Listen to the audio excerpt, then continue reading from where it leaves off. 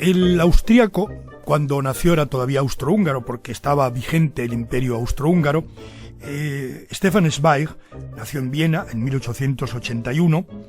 Fue, durante su vida, realmente uno de los autores en lengua alemana, no solamente considerados más notables, sino además un auténtico superventas.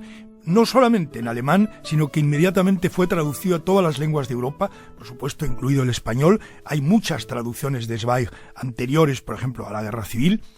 Era un autor que se leía en toda Europa, que tenía un enorme éxito. Es alguien, caso no frecuente, pero estupendo, siempre es bueno recordarlo, alguien que vivió de la literatura perfectamente, con mucho dinero, y que se movió en una cultura naturalmente cosmopolita, en una cultura plural, en una cultura que lo abarcaba o que quería abarcarlo todo, pero que él desde su escrito en alemán.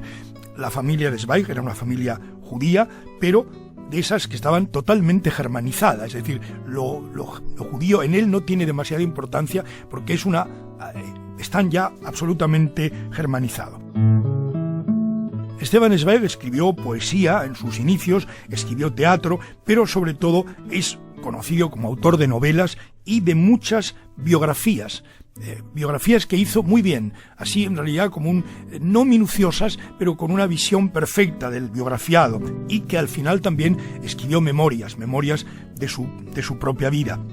Ahora muchas de estas cosas las está republicando, porque algunas ya estaban publicadas, las está republicando la editorial Acantilado de Barcelona. Podemos recordar entre esas biografías la primera, que fue un poeta belga en lengua francesa, a quien Zweig admiró mucho, Émile Verhaeren. Émile Verhaeren, poeta simbolista, es un poco decadente, es el que primero concita la admiración de Zweig, y precisamente por ello es el que hace una primera biografía de Verhaeren.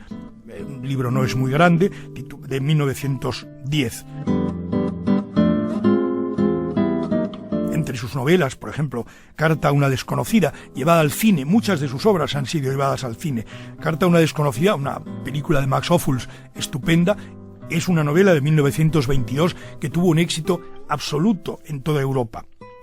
Tiene una novela también curiosa sobre por ejemplo, analiza de manera cautelosa el tema de la homosexualidad masculina en una novelita, no es muy larga, que fue realmente muy importante en la época, La confusión de los sentimientos, de 1926.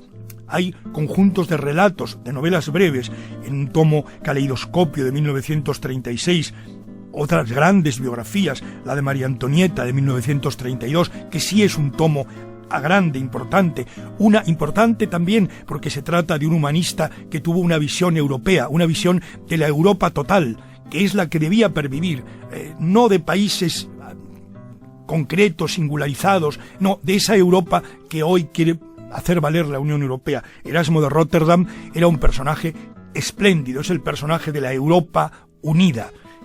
Ese es el biografiado en 1934 por Zweig.